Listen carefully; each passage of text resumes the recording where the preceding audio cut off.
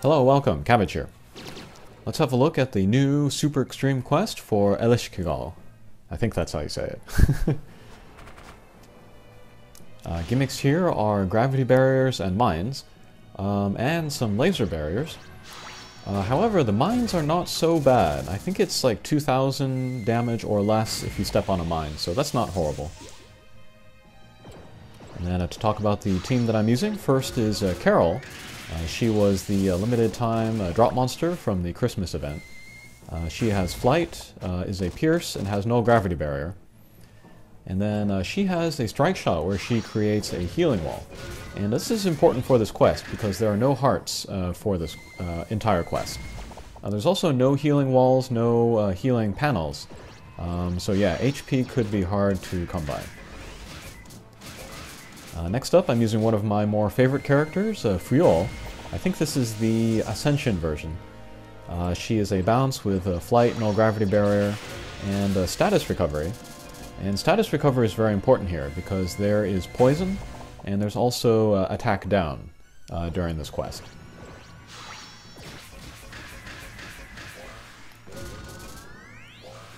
And she also has a blast bump combo to help get out my other characters' bump combos.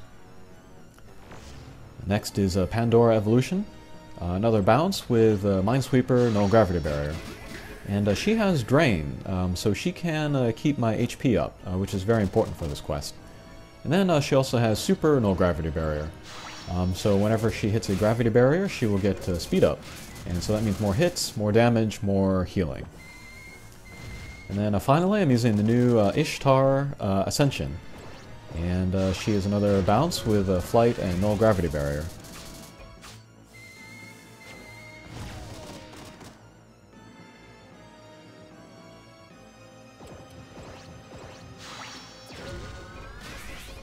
She has a flare bump combo, which I am a fan of. Some people don't like it, but I like it. It's short range and it does good damage.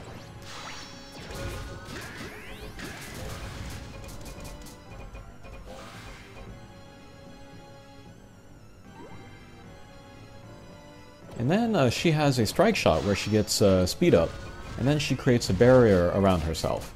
And that will protect her from, all attacks, poison, and those kinds of things. So it's also pretty good for this mission.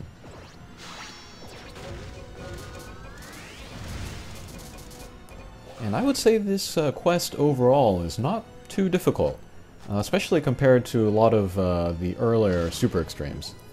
And then the character herself is pretty good. At the end of this video, I'll do a quick review of both of her versions. So this could be worth going through for many players. Okay, here is the mini-boss. And then she will go into counterattack mode. And then the way that this counterattack mode works is that if you hit her, she will charge up that poison laser thing. And then she will fire it. Not quite immediately, but soon after. And then, depending on how and where you hit her, that is the direction that she will fire the poison laser. If you hit her with a direct attack, she will shoot that poison laser out in that direction from which you hit her. So actually, it is possible you can hit her and then have your guy keep moving like out of the way. And then that poison laser will hit nothing. And that's what you really want to do. If you hit her with a bump combo first, however, she will do a lock-on shot with that laser. So that's guaranteed damage that we will take there. So yeah, whenever possible, we want to hit with a direct attack and then move out of the way. And this is easier for Pierce characters, since they can, go through the boss and come out the other side. And then just be on the opposite side of where that laser will come out. The poison laser does give you poison, of course, but the real damage comes from the attack itself. And yeah, since there are no hearts in the stage, we really want to not take that laser.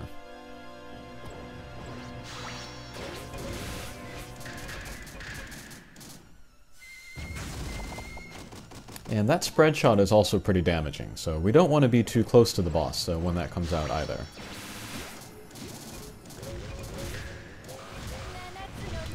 Okay, pretty good. And there are homing absorbers and laser barriers in this quest. So that will kind of limit the bump combos that you can bring. But yeah, if you can bring bump combos that are not of those types, you can get through this quest using those pretty easily, so not too difficult a quest.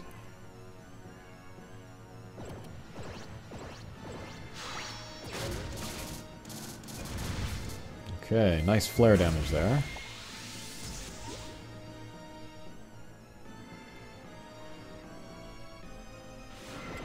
Alright, let's use Fuel's strike shot. She will become a pierce until she hits a wall. And we dodged the laser, so that's good. Fuel was stuck against the robot and the wall. If I had escaped from that corner, then I wasn't really sure where I was going to end up, so I might have set off that laser in some direction I didn't want. So that's why I used her strike shot there. And then the boss does have a lot of HP, so we do want to, you know, do concentrated attacks when we can.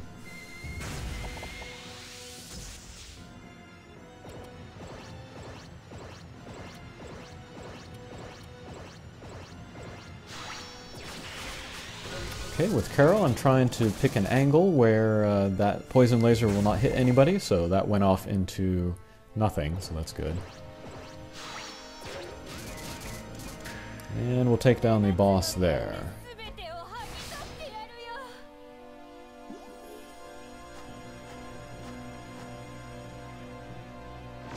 Okay, last stage. And then here, there is that knight.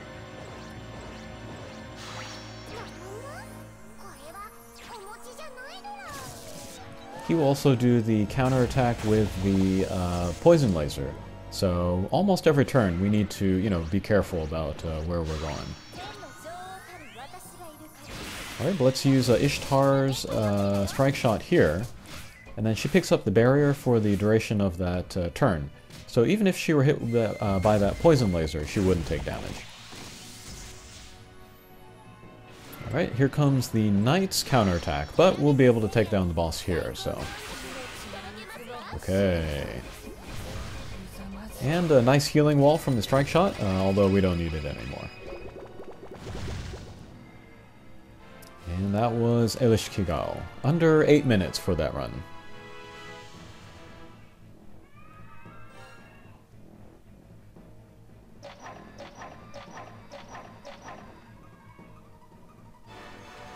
Okay, 5 orbs, very nice.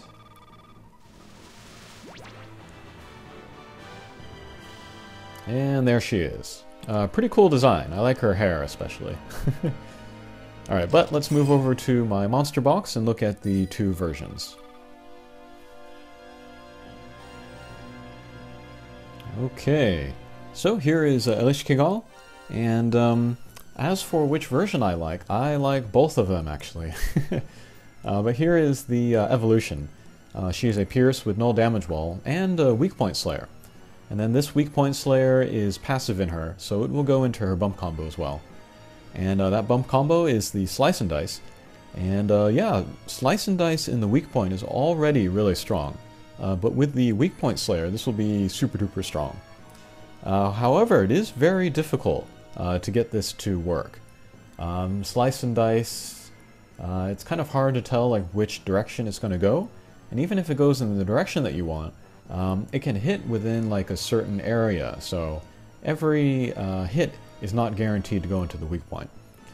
So in that sense, it's unreliable. However, because she is a Pierce, with the direct attacks, she can get, you know, almost guaranteed damage into the boss's weak point, so that's pretty good. She has the bump combo critical, which if it works would be awesome, of course, but again, hard to aim. And then the strike shot is 22 turns, it's a speed and power up, and then she goes into counterattack mode. So yeah, this is pretty good. Speed and power up is one of the best strike shots for drop monsters. And then with the counterattack mode, that's additional damage there as well. So pretty good all-around character. She's not good really any specific like impossible or colossal quest. But just for like, you know, all-around daily use, I think she could be pretty useful. Definitely an upgrade on Takayasha. Okay, let's look at the Ascension. And she's similar, but different. She is a bounce this time with a null damage wall. And then she has the weak point slayer again. But here the gauge is switched. So she has null damage wall passive in her, and then weak point slayer on the gauge. So weak point slayer will not go into her bump combo. But her bump combo is much, much better, and it's worth using even without the weak point slayer. And that is the kind of the spread bomb attack, which Beethoven has. And yeah, if you've used Beethoven, you know this is very powerful, especially if she is close to an enemy, because then they will get more bombs. So yeah, this is kind of a crazy bump combo to have on a drop monster. And she has the same strike shot, 22 turns, speed and power up, plus the counterattack mode. And of the two, if you're only to make the max luck of one, I would say go for the Ascension. Because that bump combo is crazy. And then she's also good for a specific quest, and that is Devadatta. She'll play very similarly to Harley. So if you've used Harley and Devadatta, then you know how to use this character. And that bump combo is pretty crazy. And actually, it might be worth giving her the Hero Scroll and then the Sidekick Abelberry. Because the amount of damage that you could improve that by would be quite a bit, actually. So yeah, I will definitely try to go for the max luck of the Ascension, and then depending on my motivation and how much time there is, I might make the Evolution as well. She's pretty solid too. Okay, so that was a look at Eleshkigal, and we'll see you again. Take care.